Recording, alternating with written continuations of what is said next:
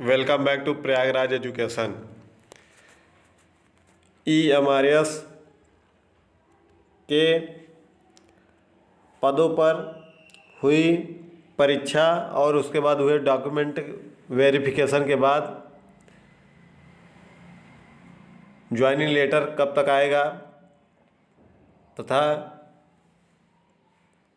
GSA की typing कब तक होगी, प्रिंसिपल के बचे हुए अभ्यर्थियों का इंटरव्यू कब तक होगा, इन सब बातों पर इस वीडियो में डिटेल से चर्चा करेंगे और आपको एक एक पॉइंट अच्छे तरीके से बताएंगे। उसको समझिएगा और वीडियो को लास्ट तक देखिएगा।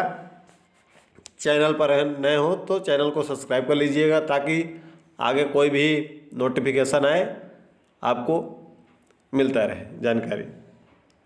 सबसे पहली बात है कि जब ज्वाइनिंग लेटर आएगा तो जो आपका स्कूल अलॉट होगा वहाँ आपको क्या क्या लेकर जाना है, क्योंकि ज्वाइन करने के बाद आपको वहाँ तुरंत कार्यभार भी ग्रहण कर लेना है, तो आप वहाँ से आप तुरंत वापस तो आ नहीं पाएंगे।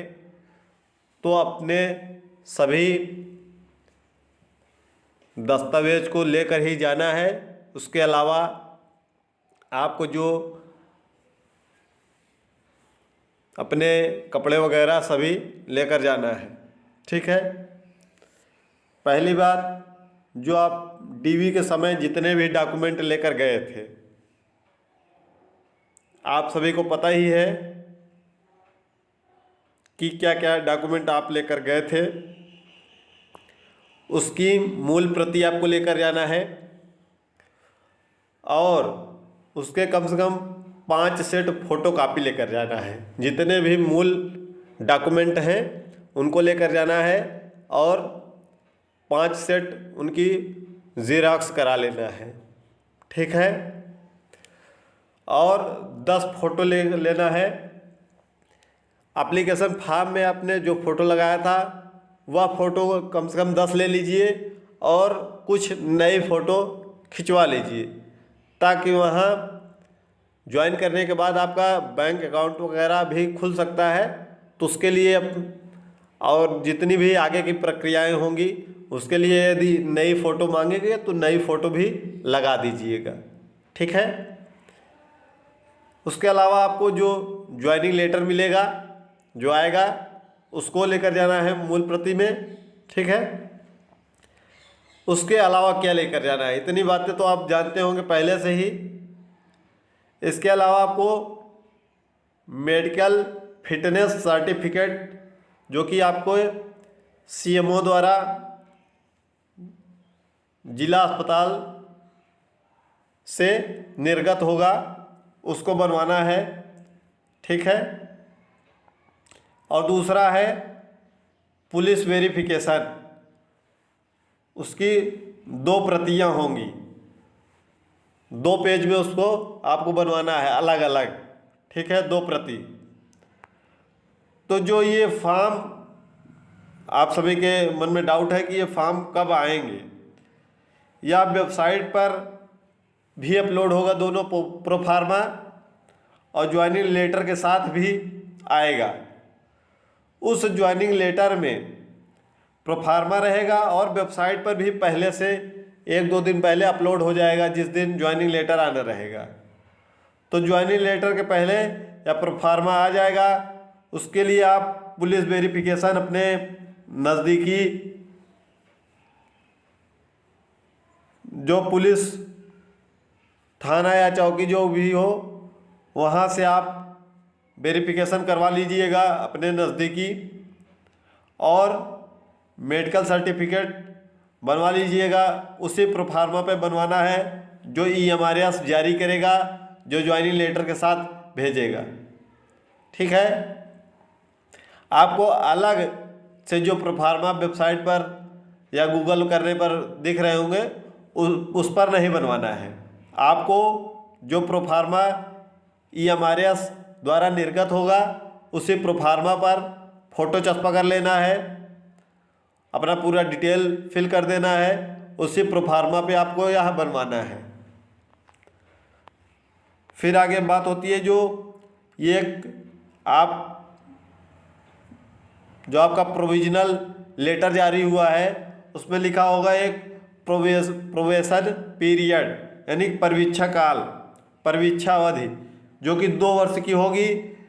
इसके लिए बहुत डाउट है स्टूडेंट्स के मन में कि यह क्या है। यह हर जितनी भी केंद्रीय स्तर की नौकरी है भारत में, लगभग सभी के लिए इसमें होता है। यह क्यों होता है इसके बारे में पढ़ लेते हैं कि भारत में एक नई नौकरी अक्सर परिवीक्षा अवधि के साथ शुरू होती है। यह पता लगाने का एक अच्छा तरीका है कि आप किसी दिए गए पद के लिए उपयुक्त हैं या नहीं, जबकि आपका नियोक्ता उस पद के लिए उसकी उपयुक्तता पर निर्णय ले सकता है। परिवीक्षा अवधि के दौरान अपने अधिकारों और दायित्वों को समझने से आपको अपनी परिवीक्षा सफलतापूर्वक पूरी करने और नियमित नौकरी में स्थानांतरित होने में मदद मिल सकती है। तो यह कोई बहुत बड़ा इशू नहीं रहता है परिवीक्षा काल। आपका कैरेक्टर वगैरह सही रहना चाहिए उस 2 साल में। अपने जो आपके दायित्व हैं उसका आप निर्वहन सही ढंग से कर पा रहे हैं कि नहीं कर पा रहे हैं, इसका निर्धारण आपके स्कूल का जो हेड यानी प्रिंसिपल है वह निर्धारित करेगा। ठीक है, तो इसके लिए बहुत ज़्यादा दिक्कत की बात नहीं है। दिक्कत उनको होती है जो अपने दायित्वों, अपने कर्तव्यों का ठीक ढंग से निर्वहन नहीं कर सकते हैं, उनके लिए है। उनको यदि इस 2 साल में वो अपने कर्तव्यों दायित्वों का निर्वहन ठीक ढंग से नहीं कर सकते हैं तो उनको सेवा मुक्त किया जा सकता है। बाकी जो कैंडिडेट हैं ठीक ढंग से अपने कर्तव्यों का निर्वहन करेंगे, उनको कोई दिक्कत नहीं है। इसके बाद बात करते हैं आगे कि ज्वाइनिंग लेटर कैसे आएगा। तो इसको डिटेल से अच्छे तरीके से समझिएगा। एक पॉइंट जीएसए की टाइपिंग के बारे में भी बात करेंगे इसके बाद, और प्रिंसिपल के इंटरव्यू के लिए भी। वीडियो को लास्ट तक देखिएगा। चैनल पर नए हो तो चैनल को सब्सक्राइब कर लीजिएगा। जो आपका ज्वाइनिंग लेटर है वह आपके मेल पर आएगा, डाक से भी आएगा, और एक लिंक जारी होगा। जैसे प्रोविजनल लेटर के लिए एक लिंक जारी हुआ है, वैसे एक लिंक जारी होगा EMRS की वेबसाइट पर। वहाँ से आप अपने ज्वाइनिंग लेटर को डाउनलोड कर सकते हैं और उसका प्रिंट निकाल कर उसके साथ जो पुलिस वेरिफिकेशन और मेडिकल सर्टिफिकेट रहेगा उसको फिलअप करके उसको पूरा बनवा कर आप लेकर जाएंगे। और ये जितने भी डॉक्यूमेंट हैं, इन डॉक्यूमेंट को आपको अपने जो स्कूल आपको अलॉट होगा वहाँ के प्रिंसिपल को सौंपना है पूरे डॉक्यूमेंट को। और वहाँ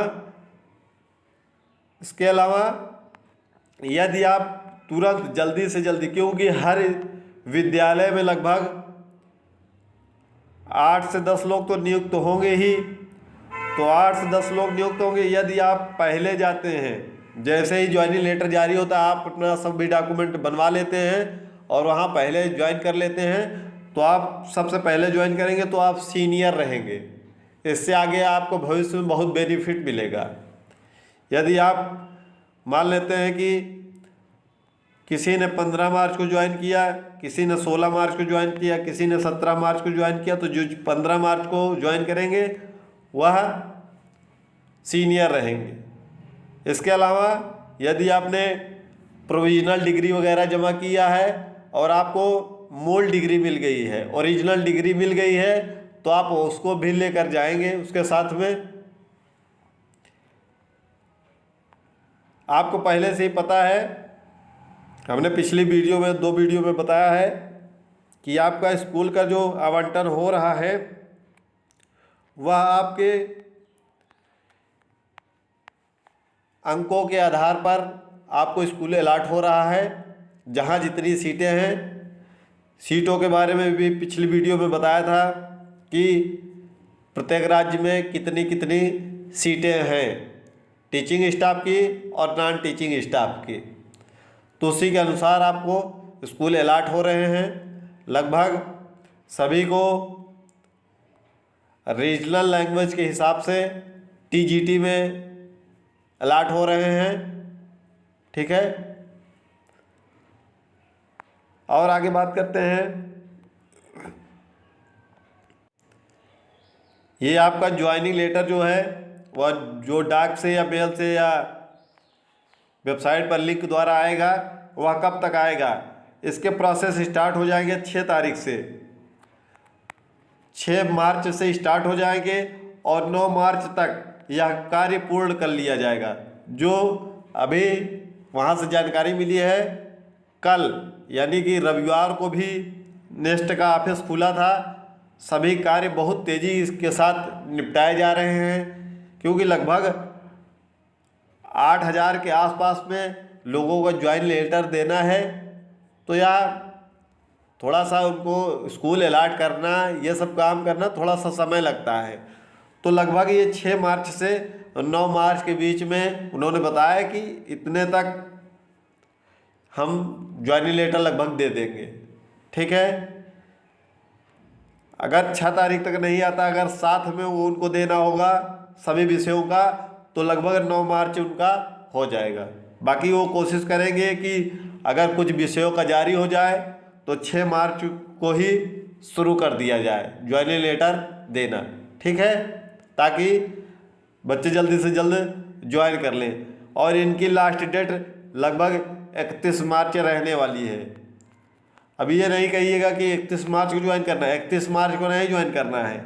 आपको जैसे ही ज्वाइन लेटर मिला, आप अपने डॉक्यूमेंट पूरे कंप्लीट करिए, आप जाके तुरंत ज्वाइन कर सकते हैं। यानी कि 31 मार्च आपकी अंतिम तिथि होगी जो ज्वाइन करने की। 6 मार्च से 9 मार्च के बीच में आपको ज्वाइनिंग लेटर मिल जाएगा। इसके बाद बात करते हैं कि प्रिंसिपल के बचे हुए अभ्यर्थियों का इंटरव्यू कब होगा। तो इनका इंटरव्यू होली के पहले जो भी बचे हैं वहाँ पर चर्चा चल रही है कि ज्वाइनिंग लेटर जैसे ही इशू कर दिया जाएगा, सभी का काम उनका ख़त्म हो जाएगा, तो इन्हीं का काम बचेगा, तो इनका इंटरव्यू तुरंत लगा दिया जाएगा होली के पहले, यानी कि इनका इंटरव्यू संपन्न हो जाएगा। उन्होंने डेट नहीं बताया, लेकिन इतना बताया है कि होली के पहले हम संपन्न करा लेंगे इंटरव्यू। इसके अलावा जीएसए की जो टाइपिंग है वह कब होगी? तो ये जो ज्वाइनिंग लेटर मिल रहा है अभ्यर्थियों का, इनका जैसे ही काम खत्म हो जाएगा तो प्रिंसिपल और जीएसए पर ही काम चलेगा। तो जीएसए की जो टाइपिंग है वह होली के बाद होगी और लगभग 15 मार्च के आसपास में इनका पूरा शेड्यूल वगैरह सब निकाल दिया जाएगा। जीएसए की जो टाइपिंग होनी है होली के बाद होगा लगभग। अभी उन्होंने कंफर्म डेट नहीं बताया, लेकिन शायद 28 या 29 मार्च से टाइपिंग होने की पूरी संभावना है। 28 या 29 मार्च से टाइपिंग होने की संभावना है। अपनी टाइपिंग आप करते रहिए, वो ज़्यादा समय नहीं देंगे। जिस दिन वो शेड्यूल निकालेंगे उस दिन से आपको लगभग 12-15 दिन का समय उस दिन से मिलेगा। ठीक है, अपनी टाइपिंग को जितना ज़्यादा से ज़्यादा हो सके करिए। यह सब जितने भी डिटेल थी, ठीक है, आपको बता दिया गया है। कोई भी अगर डाउट हो तो आप कमेंट बॉक्स में पूछ सकते हैं, कमेंट बॉक्स ओपन है। इसके अलावा आपको जितने भी लोग सेलेक्ट हैं सभी लोगों को उनके भविष्य के लिए बहुत बहुत शुभकामनाएं। आपका भविष्य उज्जवल हो। आप EMRS में सेलेक्ट हुए हैं और वहाँ बच्चों को अच्छे तरीके से पढ़ाइएगा। उनके भविष्य को संवारने का काम आपके कंधों पर EMRS ने सौंपा है। तो आप अपने कर्तव्य, अपने दायित्वों का उचित ढंग से निर्वहन कर सकें तथा देश को और मजबूत बनाने में अपना अहम योगदान दें। इन्हीं शब्दों के साथ वीडियो को ख़त्म करते हैं। जय हिंद।